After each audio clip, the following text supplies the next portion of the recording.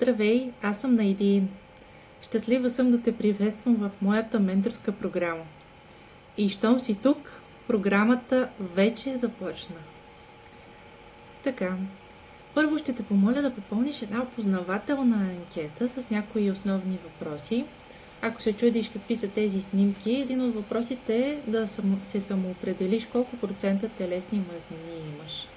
Моля те, избери една снимка, на която се оприличаваш най-много и напиши нейните проценти. Като най-отдолу ще ти обърна внимание, има един въпрос. Ако има нещо, което искаш да добавиш, каквото и да е, сподели ми. Инструкциите за попълване са тук. Поместени са храни и ще те моля да ги разгледаш и да отцветиш в червено това, което не обичаш да хапваш. Например, аз не обичам котиш сирене. Не е вярно, обичам котиш сирене, но просто го давам като пример. Маркирам думата и отцветявам в червено, ето по този начин. Ако не можеш да намериш това, което не обичаш, алергичен си от нещо или не понасиш някоя храна, просто я добави в ето това квадратче тук, в тази клетка, и я напиши в червено, така че да я забележа. Нека да преминем към отчета. Преди да започна, не се притеснявай, може тази таблица да изглежда страшно, но всяко едно нещо ще бъде разяснено и повярвай ми, много е просто. Щом аз мога да го попълня и ти можеш. Винаги, когато започнеш да попълваш таблицата, се увери, че я попълваш онлайн, за да може да е споделена с мен, а не да е просто копия на твоя компютър. Така, правилата за попълване на таблицата са винаги да попълваш само жълтите полета. В другите полета има формули, които могат да бъдат нарушени. Ако пишеш цифри, които са с десетична запетайка, използвай запетайка, а не точка. Всеки ден се попълват полетата, които са в светло-жълто. На всеки 2 седмици се попълват полетата, които са в ярко-жълто. Например, днес трябва да си попълня теглото. Пиша си теглото 68,2 кг. Как съм измерила това тегло? Взела съм си кантара и съм отишла в кухнята или в коридора. Защо там? Защото ако там има плочки, теглото трябва да се измерва на плочки, защото кантарите измерват по-точно, когато това се случва не на ламинат или на паркет, или на плочките в банята. Там, де нивелацията е по-различна, това може да даде отклонение. Взимаш си въглехидрати, мазнини, протеин, килокалории от алкохол от приложението, което ще ти служи за следене и проследяване като дневник.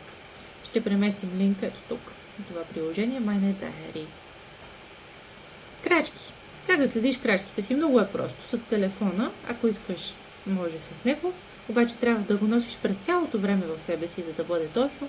Има всякакви гривни, смарт часовници, някои варианти изобщо не са скъпи и са много достъпни. Избираш тренировка на 2, 3 до 7, ако не си решил да правиш тренировка. Замерванията се случват с шивашки метър. Много е важно в началото да си вземеш замервания, за да можеш да преценим има ли напредък, какво се случва. Как се взимат тези замервания? Ще има отделно видео за това. Там ще разясна абсолютно всичко. Как се случва и по какъв начин. Ето, веднага таблицата е сметнала моето средно тегло за тези 7 дни. Тя ще сметне по същия начин средни килокалории и средните крачки. Като аз ще ти бъда дала тук отгоре средни калории и среден протеин, който да спазваш. Къде ще бъдат преместени тренировките? Ето тук ще можеш да видиш своите тренировки с видеа и повторения. Винаги, разбира се, можеш да ме питаш. Хранителната ти стратегия ще бъде поместена тук, като има някои данни, които можеш да прочетеш, които са много интересни. Всеки ден, зависимо от това дали тренираш или не, ще имаш меню. Ето тук са написани примерни продукти, като е препоръчително 80 до 85% от храната ти да е съставена от тези продукти. Нещо много интересно са тези 9 закона. 9 рамки, основни, основополагащи закона. Моля те, прочети ги внимателно. Тук имаш насоки как да приготвиш храната си, така че да запазиш максимална хранителна стойност. Допълнителни съвети и тук ще бъдат поместени хранителните добавки, разбира се, след като заедно решим дали и от какви добавки имаш нужда. И на последно място, целите.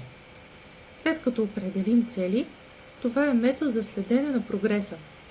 Какво трябва да се коригира, какво е добре да се поддържа в същите нива и това ти помага ти да постигнеш желаната форма и да имаш повече енергия.